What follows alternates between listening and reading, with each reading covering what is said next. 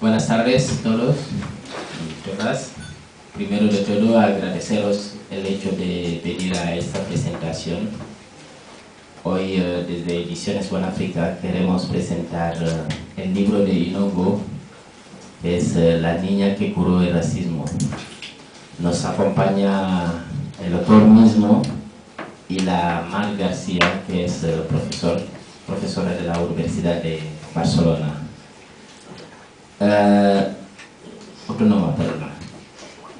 Presentar a Inongo es difícil y es fácil, en el sentido de que casi todos nosotros lo conocemos, lleva muchos años escribiendo, ha publicado muchos libros, y desde Ediciones Buenafrica nos ha sido un placer para nosotros empezar a publicar un libro de él que nos ha llegado, yo diría, pronto de lo que nos esperábamos, en el sentido de que es uno de los autores consagrados hablando de la literatura africana, publicado en lengua castellana directamente. Y la trayectoria de Inongo en temas de libros son casi unos 13 o 14 títulos publicados, tanto aquí como en el País Vasco y en otros países, sobre todo en Estados Unidos. Hoy nos comentará un poco sobre por qué de este libro y por qué de este tema también. Y Mar, que también conoce tanto el libro en sí, porque ha pasado por sus manos también, intentará de aportar su visión también sobre este tema y sobre el contenido de este libro. Muchas gracias.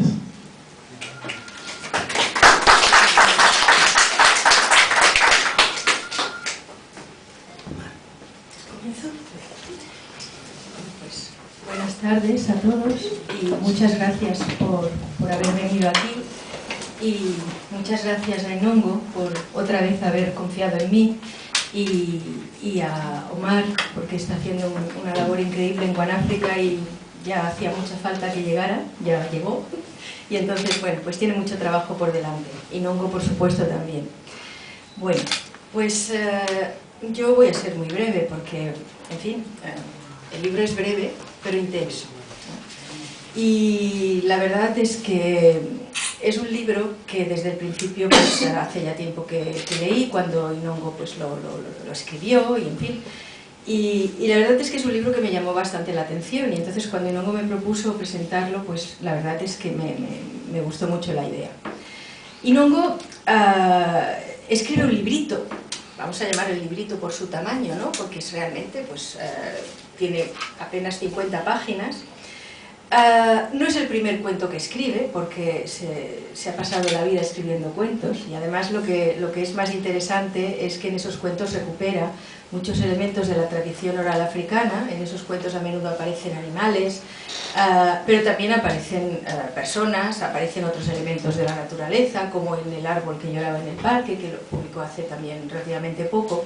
Es decir, que Inongo pues, utiliza los resortes de la tradición oral para situarnos en el presente, para aprender a vivir en el presente. Y esto me parece destacable, porque La niña que curó el racismo no es un cuento de la tradición oral, es un cuento de un autor que conoce la tradición oral por su biografía, por su creación, y que se inspira de esa tradición oral para hacer algo muy personal. Es decir, Inongo no es ni un purista, ni un etnólogo, Inongo es un escritor. Y entonces para él el cuento no es una historia heredada del pasado, sino una forma, más que casi de escritura, una visión del mundo que nos viene del pasado, pero que nos ayuda a interrogar el presente. Es decir, Inongo, a mi modo de ver, con los cuentos recupera la tradición en el sentido más noble del término, ¿no? La tradición para habitar el presente, ¿no? El cuento para Inongo tampoco es un género fácilmente o perfectamente delimitable, ¿no? Esta historia de los géneros es como bastante exterior a su concepción de la literatura, en el sentido de que Inongo siempre cuenta cuentos, incluso él mismo lo dice en muchas entrevistas, incluso cuando hace novelas, para él una novela es un cuento, con más páginas, con más personajes, y lo más sorprendente es que incluso cuando escribe ensayos, él dice que son cuentos. Y cuando leí sus ensayos lo entendí, porque Inongo a lo mejor no cita bibliografías de 10 páginas, sino que se basa mucho, su conocimiento de lo que está explicando es muy grande, y se basa mucho en historias, en explicar historias. La historia realmente para él es una forma de conocimiento, de un conocimiento literario, es decir, de un conocimiento que no se puede adquirir de otras maneras, ¿no? Es un conocimiento muy especial. Y entonces, por eso Inongo se define como un cuentista, ¿no? Lo que pasa es que, claro, cuentista es una palabra que en castellano tiene un sentido, ¿no?, bastante peyorativo, ¿no? Mentiras, engaños, eres un cuentista, ¿no? Y siempre me ha llamado la atención ese sentido peyorativo que tiene este término y que de alguna manera nos remite a esa reserva que seguimos teniendo ante la fábula, ante la ficción. Tal vez la tradición de la novela, ya sea realista, experimental o como sea, ha sabido imponerse, ¿no?, como género más leído, como es hoy, precisamente por su complejidad. La gran novela, los grandes novelistas occidentales, etc. Pero esto no fue siempre así. Ha habido momentos en los que el cuento, incluso en Europa, llegó a tener un gran valor. Y me remito, por ejemplo, al siglo XVII con los cuentos de hadas, que se convirtieron en un género de moda y además muy muy apreciado en un momento en el que la razón y el clasicismo oprimían, ¿no?, el imaginario. Pero incluso hoy el cuento, aquí entre nosotros, sigue siendo un género menor, ¿no? Es decir, el cuento infantil, un cuento para niños, el cuento de otras culturas, lo que se suele llamar cuentos del mundo, y entonces ahí pues tiene un interés antropológico. El cuento tiene que tener el interés añadido de las ilustraciones, de que sea una edición bonita. El cuento necesita envolverse o sea, tener un envoltorio atractivo, ¿no? Porque es como si por sí mismo fuese pobre, fuese poca cosa, ¿no? Tiene que tener un papel de regalo. De manera que resulta que seguimos pensando que el cuento es un género menor, pero paralelamente a eso vamos a una librería y nos encontramos con un género que está fagocitando todos los demás, que es el de los libros de autoayuda y desarrollo personal y crecimiento personal y todo esto, que es como realmente cada día se puede apreciar un centímetro menos, ¿no?, de literatura de otros géneros y algunos más de libros de autoayuda, ¿no?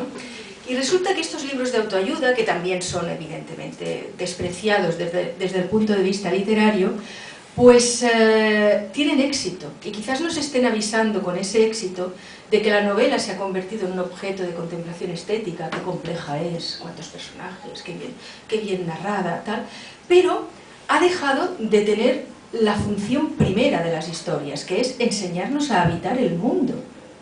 Parece ser que la novela se ha convertido en un objeto de admiración, pero no de aprendizaje. Entonces, claro, cuando hablamos de iniciación, hablamos de culturas de otros mundos, o hablamos de, bueno, estos libros de autoayuda y superación, que, bueno, suenan a esotérico, y por qué no decirlo, a baja cultura. ¿Quién se atreve a decir que tiene en su casa tanta cantidad de libros de autoayuda, ¿no? Queda mal. Todas estas divisiones, por supuesto, condicionan nuestra recepción de las literaturas africanas. Es decir, las buenas novelas son complejas, se sirven de la tradición oral, entre otros modelos, pero para subvertirlas, para ironizarlas, para hacer algo ambicioso. La novela es ambiciosa. Este cuento, de 40 y algo de páginas, desde luego no parece ambicioso. No parece ambicioso, está publicado en una editorial muy potente, pero que, claro, no se sitúa todavía entre las más importantes, por decirlo así. Y sin embargo, lo que nos enseña es que el cuento no es solamente una historia maravillosa, una historia bella. Nos enseña que al cuento nosotros le habíamos amputado su valor inicial, que es el de un profundo conocimiento y un poder transformador. Me explico. bueno, todos los que somos padres hemos seguido la evolución de los cuentos, porque los cuentos han cambiado. Hace muchos años, pues Caperucita Roja